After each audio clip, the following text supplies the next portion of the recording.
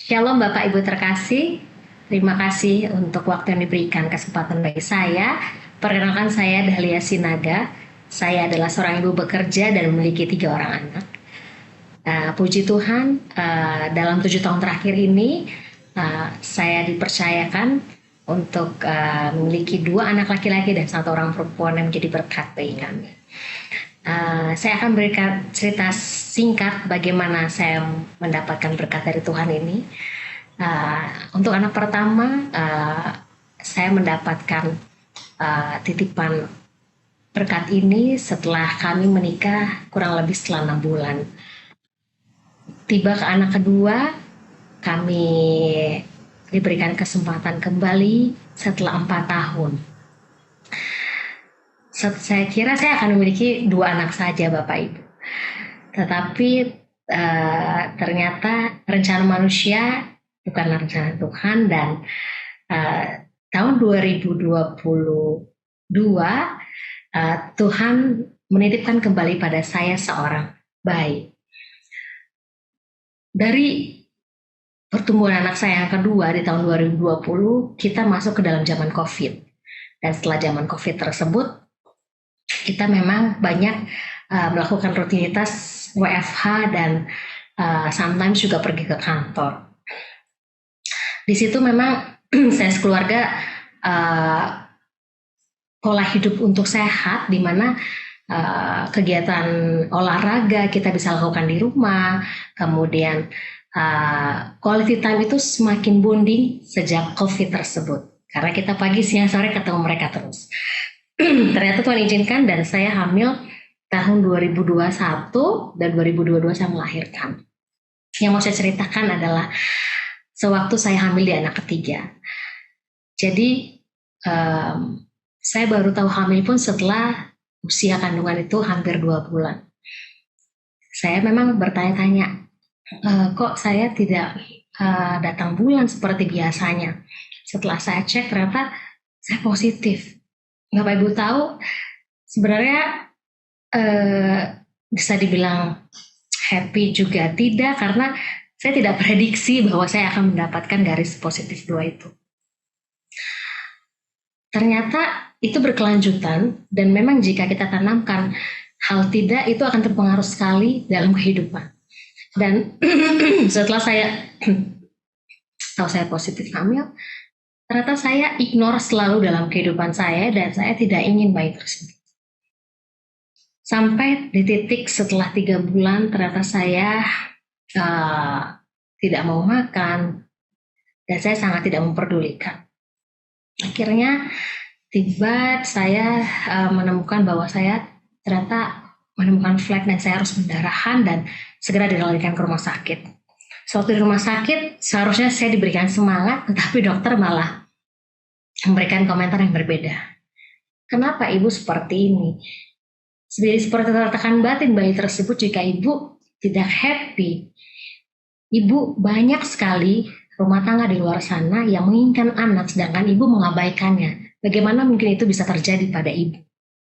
Saya merasa tertampar saudara-saudara saat itu, dan saya merupakan orang yang tidak bersyukur.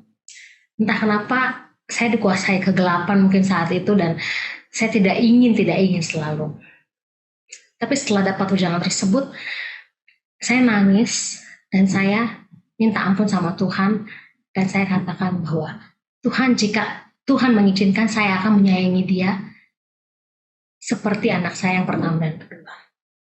Dan suami saya menyambut, Tuhan, jangan ragu-ragu berikan berkat ini, bila mana memang Engkau mengizinkan, biarlah anak yang ketiga ini adalah seorang perempuan dan sebagai penutup di keluarga kami. Begitu. Pulang dari rumah sakit saya harus bed rest total, dan saya coba untuk kembali menikmati berkat-berkat ini. Yang tadinya saya pernah huru hara, mungkin sering lihat sosmed, waktu itu saya puasa untuk sosmed, dan saya coba untuk bonding bersama bayi saya. Ternyata bisa Bapak Ibu. Semester kedua saya makan lahap, kemudian semester ketiga Waktu kami mau ngecek, dan benar, ternyata bayi tersebut gendernya adalah perempuan. Yang saya takutkan, yang saya khawatirkan, ternyata Tuhan bisa rubah itu menjadi cerita yang baik.